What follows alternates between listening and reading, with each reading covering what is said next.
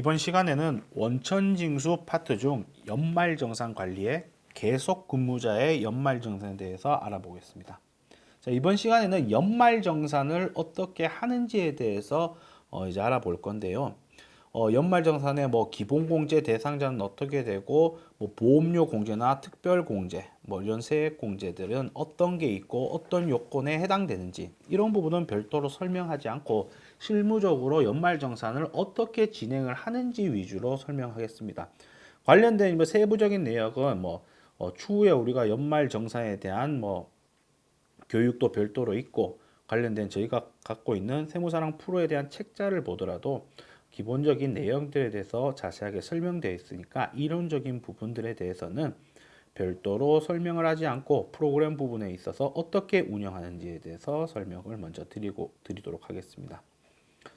자, 연말정산입니다. 연말정산에 대한 진행 순서를 알기 위해서는 기본적으로 어떻게 한다보다 제일 편한 건 우리는 상단에 보면 이렇게 상단 부분의 삼각형을 클릭해 보시면 뉴젠 랩이라는 곳이 있습니다. 연말정산뿐만은 아니지만은, 자, 뉴젠 랩을 보면 부가세 신고는 어떤 식으로 하는 거다 순서로, 아니면은 어떤 연말정산은 어떤 식으로 순서에 맞게끔 하는 거다, 이런 부분들이 기본적인 과정이나 순서 부분이 나와 있습니다. 이 부분을 참고도 하시고 해당 사항은 클릭도 하시면 그쪽으로 관련된 자료들이 입력하는 화면을 이력할 수도 있습니다. 자, 이 부분 볼게요. 연말정산은 사원 등록에 사원이 등록되어 있는 계속근무자여야 됩니다. 계속근무자가 1년 동안의 급여 자료를 계속 입력해서, 아니면 일괄로 입력을 해서 급여 자료를 입력한 다음에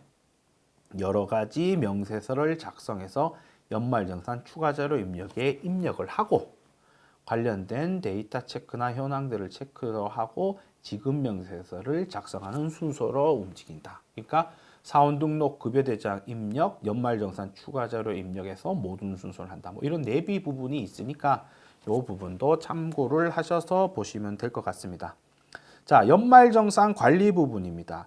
연말정산 관리는, 우리가 연말정산은 세무사랑 프로를 통해서 한 두 가지 방법으로 연말정산을 할 수 있습니다. 첫 번째 방법은 연말정산 추가자료 입력에서 관련된 사항들을 전부 입력을 하는 겁니다. 여기서. 두 번째 방법은 근로소득 세액공제 신고서에서, 여기도 노란 부분이 있죠. 이런 부분들이. 여기에서 모든 관련된 자료들, 여기 보면 기억하세요. 바들 보세요. 이 바들, 우리가 지금 제가 보여줬던 바들이 위에 지금 다 똑같이 있죠. 소득 공제에서도 있고 여기에서도 다 똑같이 있죠. 그래서 두 번째 보면 근로소득 공제 신고서에서 일정 부분의 각자의 상황들을 이렇게 입력을 해서 이 부분에 대해서 이제 반영을 해서 하는 방법이 있어요. 자, 방법이 있는데 이 부분을 방법을 통해서 만약에 근로소득 공제 신고서를 입력을 했다 싶으시면 여기에서 보면 근로소득 공제 신고서를 불러와서 반영을 하는 겁니다.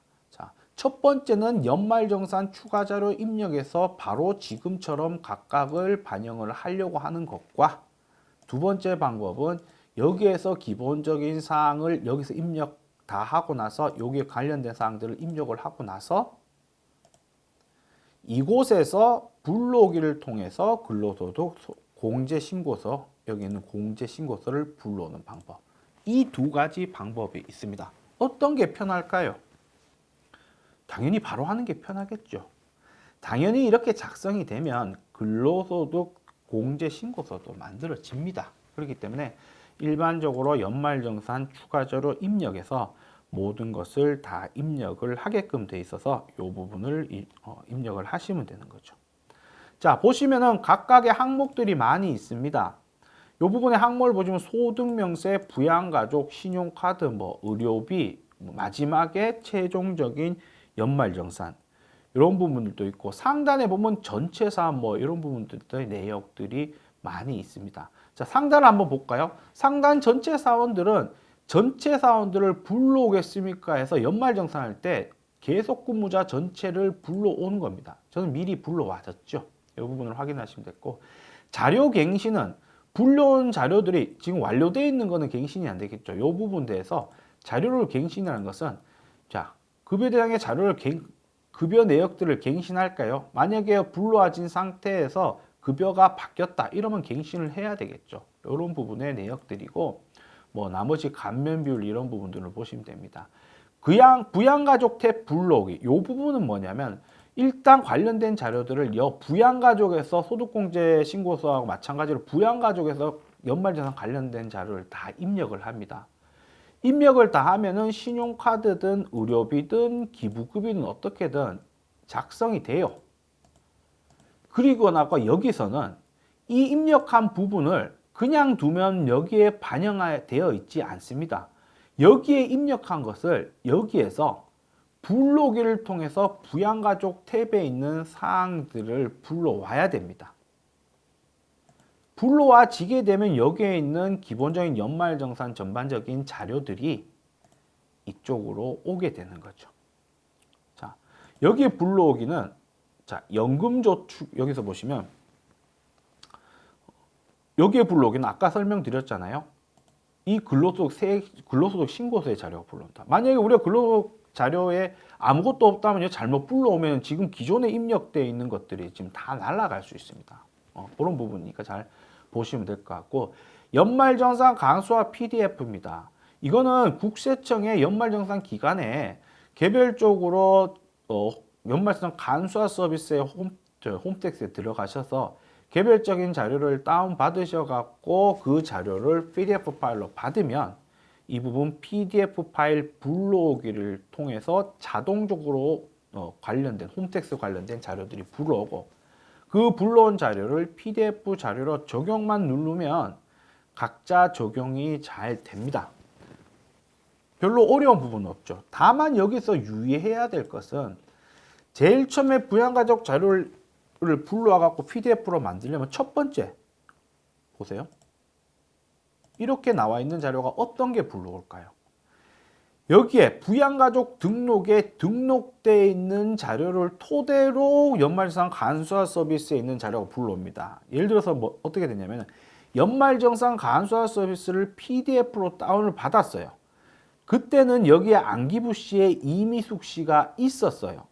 그런데 우리는 부양가족에서 이미숙 씨를 일단 입력을 안 하고 뺐다고 생각해봐요. 그럼 안기부 씨는 이미숙 씨가 빠진 이 두 명만 어쨌든 부양가족의 대상이 되는 거죠. 그런 상태에서 PDF를 불러온다면 이미숙 씨 자료는 불러지지 않습니다.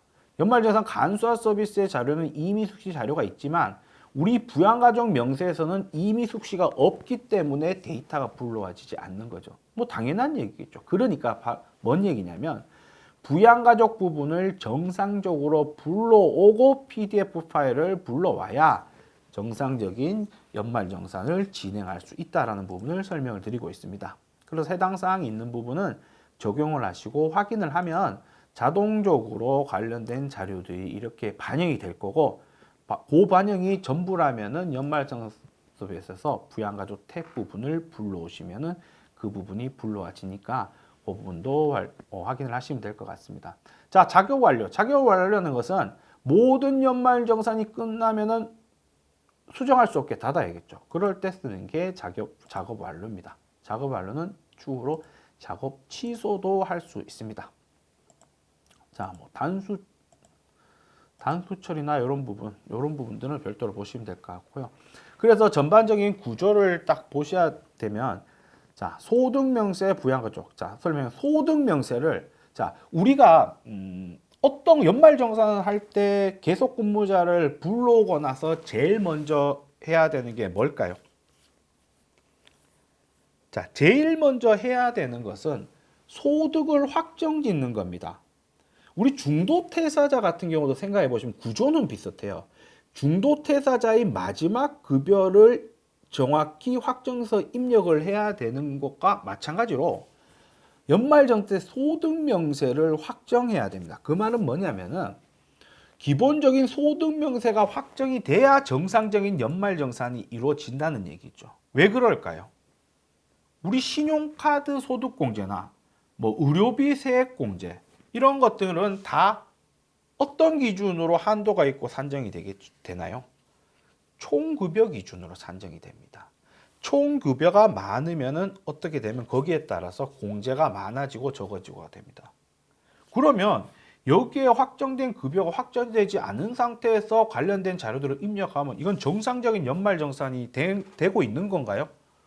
아니죠. 정상적인 게 아니죠. 그렇기 때문에 제일 첫 번째로는 소득을 확정 지어야 되는 겁니다.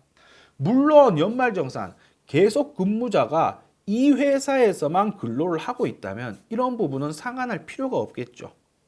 그런데 예를 들어서 이중 근로를 하는데 우리 회사에서 연말정산을 마무리 짓고 싶다.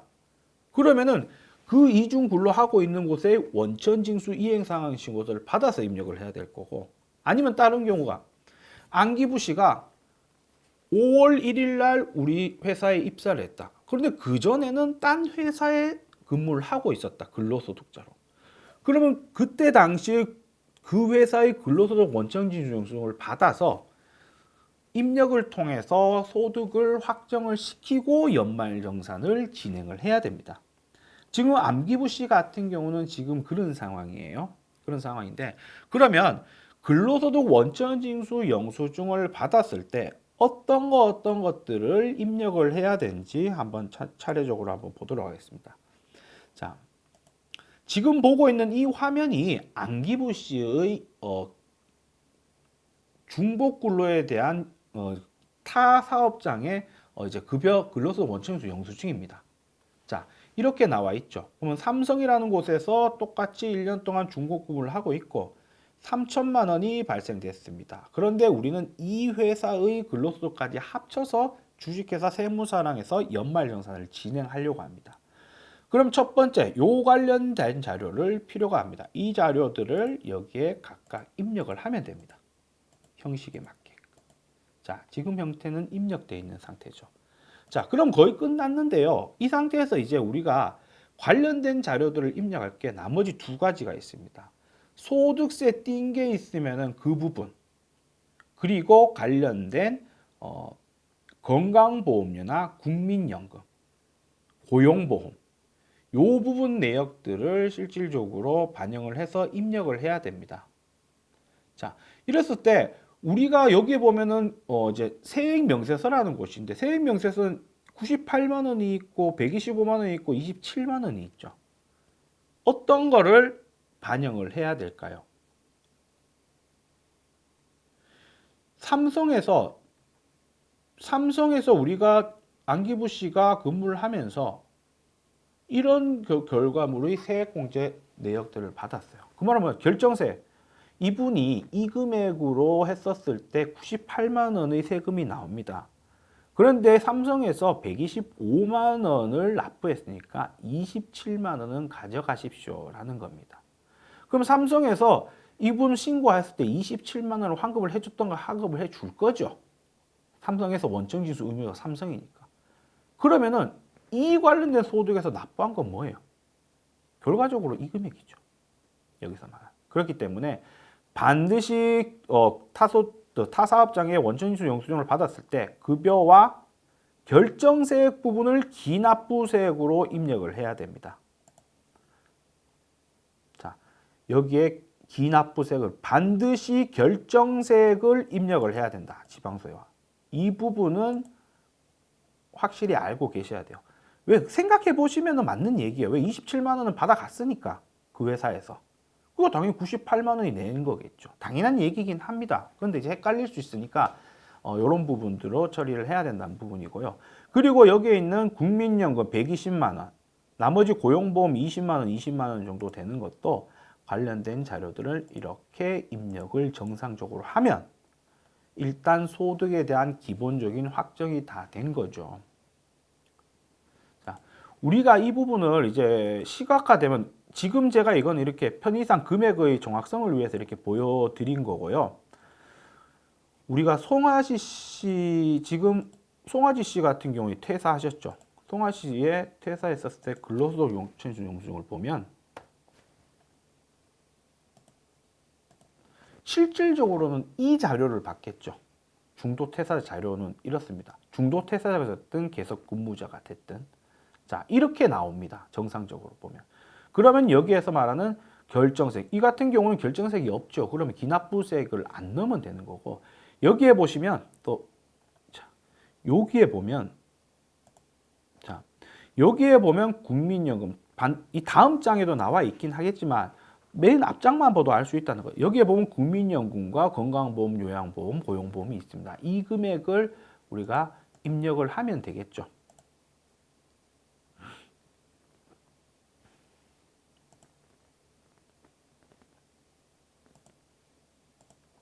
자, 이 금액들을 이곳에 입력을 하면 기본적으로 소득 명세 부분에 대한 자료들은 다 입력이 될 겁니다.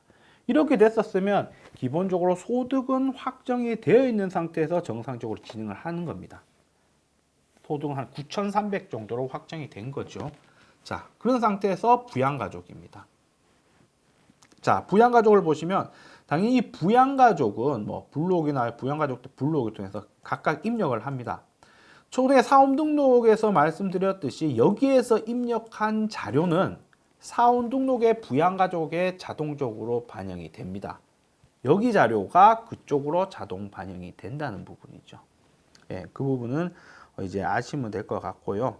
자, 이렇게 부양가족 부분을 명확하게 입력을 하고 반영을 했습니다. 기본공제 이 부분 반영했죠. 그럼 거기에 맞게끔 하단에 있는 보험료든 뭐든 이런 부분들을 정상적으로 입력을 잘 하시면 됩니다. 자, 이렇게 노란색으로 되어 있는 곳은 더블 클릭을 하면 관련된 자료를 세부적으로 입력할 수 있는 곳이긴 합니다. 밑에 잘 보시면 여기 합계라고 있죠. 합계. 그리고 여기의 부분은 이렇게 노란색으로 보이고 있긴 하죠. 자, 어떻게 입력을 하냐면 안기부식을 클릭을 하고 노란색을 더블 클릭을 하게 된다면 안기부시 자료를 여기에 입력을 하는 겁니다. 그리고 이미숙 씨의 자료를 입력을 하려면 여기에 더블 클릭해서 이미숙 씨 자료를 입력을 합니다. 입력할 때도 잘 보시면 국세청과 기타가 있고 국세청과 기타가 있습니다. 그래서 국세청 자료면은 국세청 자료 쪽. 예를 들어서 뭐 교육비나 이런 것들이 있다면 교육비를 뭐 문서로 받았다. 교육기관에서. 그리고 해당된다. 그럼 기타를 해야죠. 홈택스에 조회가 안 되는 것들. 그래서 국세청과 기타 부분을 구분해서 인별로 각각 작성을 합니다. 이렇게 인별로 각각 작성을 한 합이 밑에 나오는 겁니다. 밑에.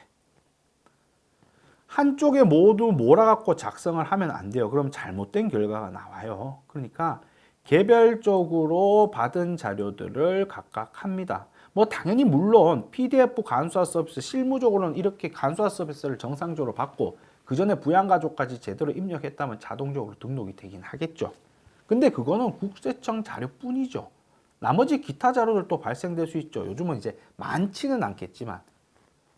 그러니까 기본적으로 어떻게 입력을 해야 되는지는 알아야 되죠. 그러니까 인별로 작성을 구분지어서 한다. 라는 부분 아시면 될 것 같고요. 자, 안기부시 기준으로 해서 건강보험 쪽 보험료를 더블 클릭해 보겠습니다. 자, 이렇게 보험료를 클릭하면 기본적으로 소득명세에 작성한 국민연금의 합과 나머지 건강보험과 이런 고용보험의 합이 이렇게 입력이 자동적으로 되어 있습니다. 근데 실질적으로 우리가 PDF 파일을 이제 다운받아 갖고 보시면은 이 급여 정상적으로 우리가 4대 보험 자료를 받아 갖고 신고를 했다면은 이 금액과 PDF 자료면 여기에 이제 자료가 뜰 거예요. 이 금액의 PDF 자료는 반영 안 되지만 어쨌든 저기 연말정 간소화 서비스에 보면은 국민연금과 건강보험 자료들이 있습니다. 근데 이것들을 비교해 보면 차이 나는 부분들이 간혹 있어요.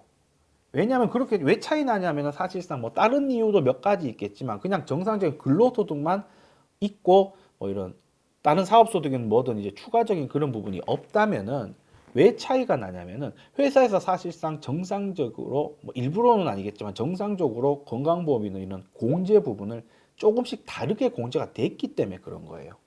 그럼 두 가지 방법이죠. 우리는 어쨌든 간에 회사가 이렇게 떼어갖고 했는 거니까 그렇게 잘못된 건 회사 잘못이죠.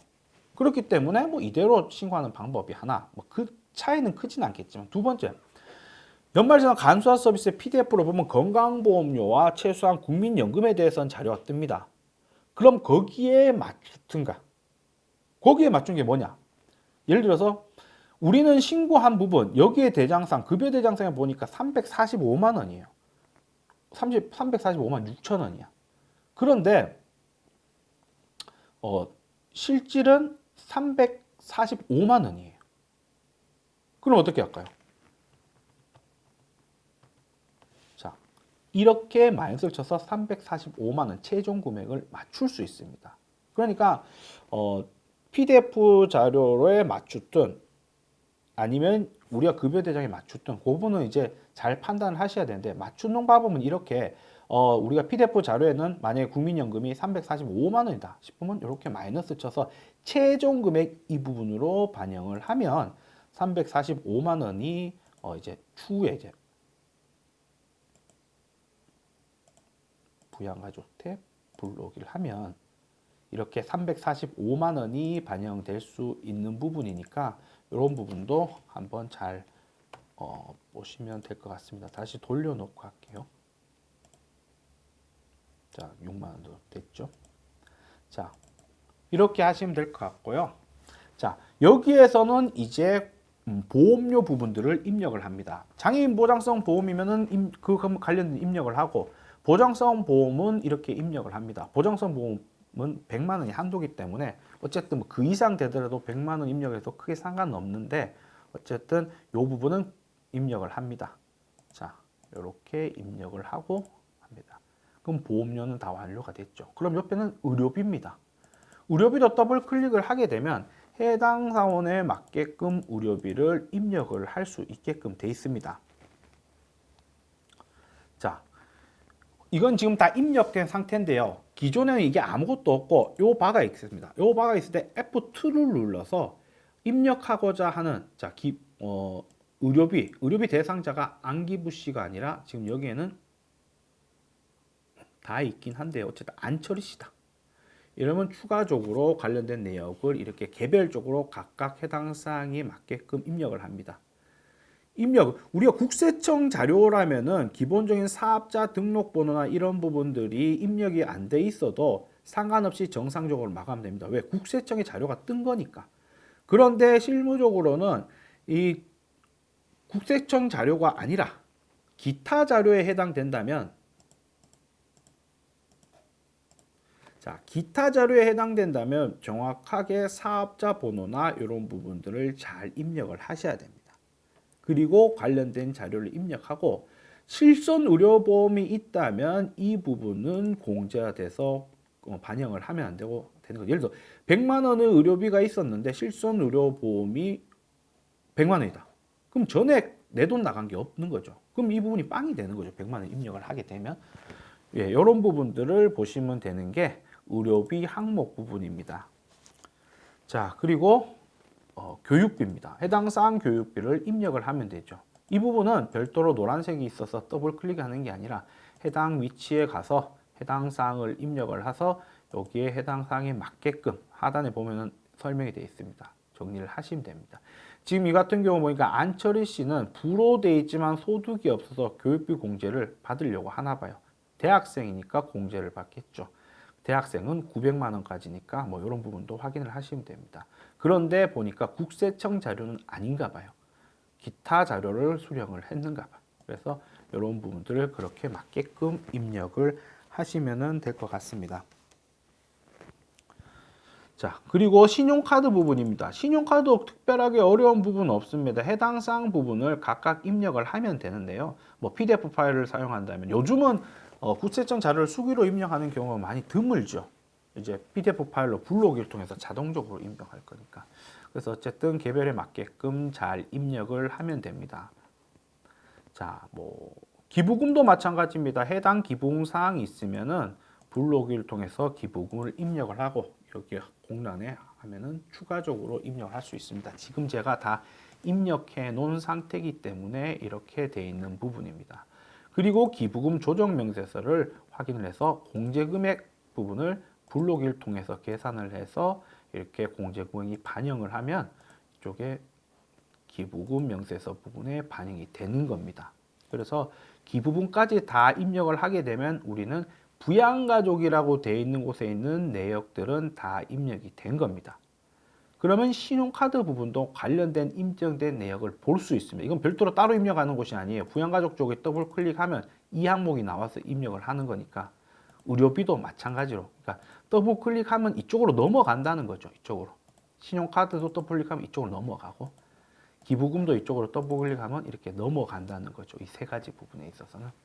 그리고 이렇게 부양가족에서 다 입력한 거 외에 연금저축이나 뭐 연금저축 관련된 사항, 월세에 해당되는 거나 주택 임차에 대한 개별적인 이제 근로소득에 대한 이제 공제 부분들이 있다면 요 세 가지도 각각 입력을 합니다. 자, 입력을 하고 연말정산에 들어가서 자, 다 입력하면 끝이 아니죠. 이제 이 입력한 내역들을 불러와야 됩니다. 그 불러온 부분이 부양가족 탭 블록입니다. 이 부양가족 탭에 있는 자료를 불러오겠다. 잘못 여기에서 블록이 이런 부분을 하시면 입력 안 되어 있는 것들이 이제 모든 게 제로로 되니까 이 부분은 보시고 부양 탭 가족 탭을 불러옵니다. 자, 불러오면은 기본적인 연말정산에 대해서는 거의 완료가 됐습니다. 그 부분들을 개별적으로 노란색 부분이 있으면 확인을 한번 해 보시고요. 그리고 추가적으로 여기에서 연말정산 입력에서 입력을 해야 되는 것도 몇 개 부분이 있는데요. 여기에 보시면 뭐 주택자금 상환, 장기 이자 이런 부분들은 바로 이쪽에서 입력을 하는 곳입니다. 이 부분이죠. 바로. 자, 이렇게 입력. 소상공인 뭐 이런 부분들도 바로 이쪽에서 입력을 하는 법입니다. 이런 것들 지금 클릭이 되는 것들은 해당 사항이 있으면 바로 입력을 할 수 있는 곳이고 바로 반영되는 곳입니다. 그렇게 반영이 되었으면 나머지 부분들은 자동적으로 계산이 되어서 이렇게 나와서 소득 금액이나 이런 연말정산이 완료가 되는 부분입니다. 이 부분도 이렇게 쭉 보시면 돼요. 다 입력되어 있는 부분들이. 노란색 부분은 더블 클릭하면 관련된 사항들을 이렇게 다 볼 수 있습니다. 자, 이렇게 완료가 돼 있긴 합니다. 그런데 여기서 한 가지 주의하실 게 기부금입니다. 자, 기부금 공제명세서를 한번 불러볼게요. 자, 그래서 기부금 공제 반영 하면 여기 뭐게 뜨죠? 계산된 공제 금액을 기부금 조정의 해당 연도 공제금액에 반영하시겠습니다. 기입력된 공제 금액, 소멸 금액, 이월 금액 삭제됩니다. 변경 내용은 저장되고 공제 금액은 반영됩니다. 이렇게 반영이 돼요. 자, 반영이 되는데 지금 안기부 씨 같은 경우는 기부금 공제가 이 부분이 납부가 나오니까 뭐 결정세액이 나오니까 기부금에 대해서 한도에 맞게끔 공제가 됐어요. 그런데 이럴 수 있잖아요. 결정세액이 제로로 돼 있어서 기부금을 이월해야 되거나 아니면은 기부금 공제를 제외하고 나머지 공제들을 해도 기부금 공제를 안 써도 되는 부분들 뭐 이런 부분들이 있으면은 기부금 공제를 먼저 지금 이 순서는 기부금을 먼저 넣게 되어 있습니다. 기부금을 넣고 나서 연금저축 넣고 관련된 자료 추가적으로 밑에 빈 곳을 넣게 되어 있어요. 그러니까 여기서 처음에 순서대로 했었으면 기부금 명세에서는 벌써 반영이 돼 있어서 나와 있을 겁니다. 그렇기 때문에 기부금 명세서 같은 경우 기부금 명세 금액을 이월을 하고 싶다. 결과적으로 이제 세금 납부할 게 없어서 기부금을 빼도 결과적으로 세금 납부할 게 없다. 왜? 얘네들 빼고는 나머지는 이월되는 부분이 없기 때문에 우리가 뭐 신용카드도 신용카드 소득공제든 뭐든 이월되는 게 아니니까 의료비도 이월되는 게 아니니까 남는다고 해서 그렇기 때문에 이 부분에 해당되는 부분이 있다면 이까지 와서 부양가족 탭을 불러서 활성화시키고 나서 다시 기부금 쪽으로 가서 이 부분을 다시 불러옵니다. 그래서 불러온 부분에 있어서 한도 부분을 이월시키는 부분으로 작성을 하게 되면 별도의 기부금이 이월됩니다. 자, 요지는 뭐냐면은 납부할 금액이 없어서 기부금을 안 써도 되거나 하게 된다면 이월시키거나 아니면은 기부금 금액을 우선적으로 안 쓰고 마지막 거를 써도 기부금 금액의 한도가 이제 남거나 이런 부분이 있다면 이월시키기 위해서 한 번 더 거기에 해당된다면 한 번 더 불러온 상태에서 기부금을 한 번 더 활성화시켜서 기부금을 어쨌든 제일 마지막에 공제를 하게끔 만들어줘라. 왜? 얘는 2월이 있는 애니까. 이런 부분을 설명드렸습니다. 이렇게 해서 기부금 명세서 부분까지 다 완료되고 하면은 최종적으로 연말정산 부분이 진행이 다 끝이 난 겁니다. 그러면은 이 부분을 체크해서 완료를 하고 나면 연말정산이 다 완료가 된 거죠. 기본적인 사항은. 자, 이렇게 완료하고 나서 각각 근로소득 원천징수 영수증을 불러서 마감하면 지급명세서 제출을 할 수 있는데 지급명세서 제출 전에 저번에 제가 한번 맨 초반에 설명드렸지만 꼭 한 번씩은 연말정산 현황을 봐서 우리가 신고한 것들이 정상적으로 신고했는지를 한번 확인할 필요성은 있다. 이렇게 봐도 잘 모를 수는 있겠지만 어쨌든 정상적으로 된지를 확인을 한번 해보고 이건 프린트해서 보세요. 확인을 한번 해보고 그리고 신고하기 전에 데이터 체크 부분에 연말정산이나 아니면 딴 것도 포함해서 다른 것도 지급명세서 같이 비슷한 시기에 제출할 거니까 이 부분을 통해서 한 번 더 체크해서 별도의 오류가 없는지를 한 번 더 검증해서 모든 지급명세서를 제출하기 이전에 기존적인 실수가 없거나 오류 부분이 없었는지를 한 번 정도는 더 체크를 하고 지급명세서를 마무리, 즉 연말정산을 마무리를 하면은 좋을 것 같습니다. 이상으로 연말정산 관리 계속근무자의 연말정산에 대해 알아보았습니다.